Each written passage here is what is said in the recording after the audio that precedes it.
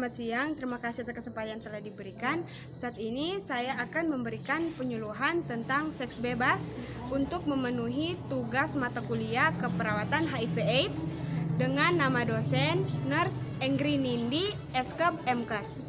Sebelum itu, perkenalkan nama saya Novita Angel Katiandago dengan NIM 1914-2010-289 di Fakultas Keperawatan Universitas Pembangunan Indonesia Manado. Sebelum lebih jauh lagi kita masuk dalam materi, sebaiknya kita mengetahui terlebih dahulu apa yang dimaksud dengan seks bebas. Nah, seks bebas bisa disebut dengan hubungan seks atau hubungan badan di luar nikah.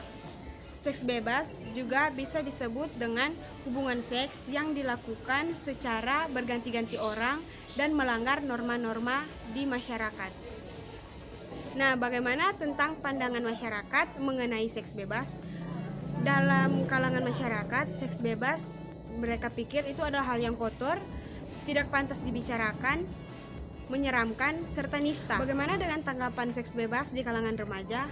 Nah, saat ini bahasan yang mengenai seks bebas di kalangan remaja bukanlah hal yang asing atau aneh untuk dibicarakan di kalangan remaja. Bahkan sudah banyak remaja yang berani melakukan hal tersebut tanpa berpikir panjang. Kita masuk dalam faktor penyebab seks bebas. Sebelum seseorang berani untuk melakukan seks bebas di luar nikah, biasanya ada beberapa penyebab atau tahapan yang dilakukan, yaitu pegangan tangan, ciuman pipi atau di dahi atau di kening, serta ciuman bibir. Ada pula pelukan, meraba-raba tubuh, serta melakukan hubungan seks.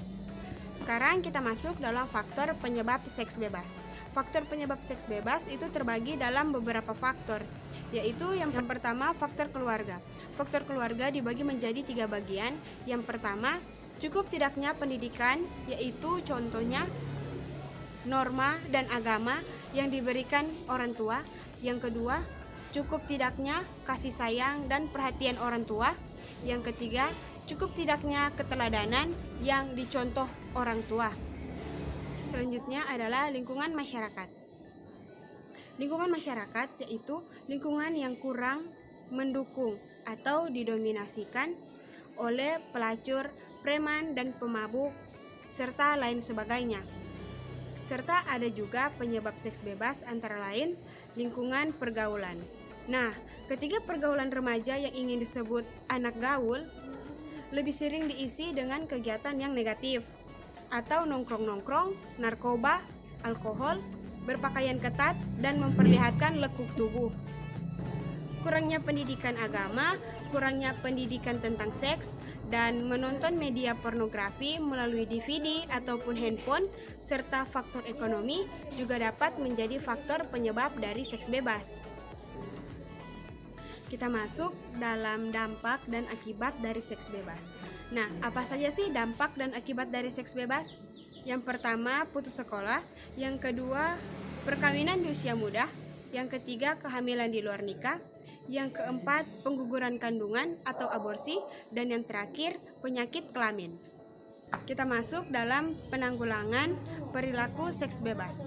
Nah, penanggulangan perilaku seks bebas ini terbagi atas 2. Yang pertama untuk orang tua dan untuk remaja. Yang pertama kita masuk dalam untuk orang tua. Untuk orang tua, cobalah berempati.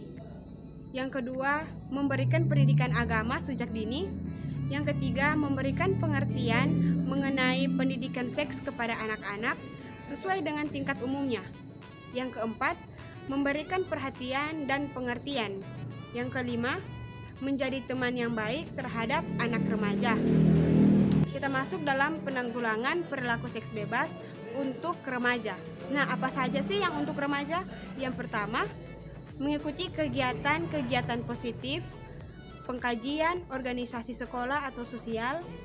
Selanjutnya, memilih teman dan lingkungan pergaulan yang baik. Selanjutnya, hindari ikut-ikutan pada geng-geng atau melakukan perkelompokan seperti teman dan teman. Selanjutnya, hindari nongkrong-nongkrong yang tidak jelas.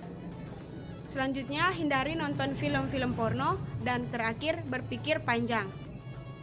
Halo semuanya, buat kalian yang baru lulus SMA ataupun SMK dan ingin lanjut ke perguruan tinggi, ayo masuk ke Fakultas Keperawatan Universitas Pembangunan Indonesia Manado, di mana di sini kami memiliki beberapa jurusan. Yang salah satunya adalah Fakultas Keperawatan. Nah, apa saja sih yang ada di Fakultas Keperawatan? Di Fakultas Keperawatan ada program studi ilmu keperawatan serta program profesi nurse. Ada juga fakultas lain, yaitu Fakultas Hukum, Pertanian, Ilmu Sosial dan Politik, serta Fakultas Sastra. Ayo, tunggu apa lagi? Mari mendaftar di UNPI.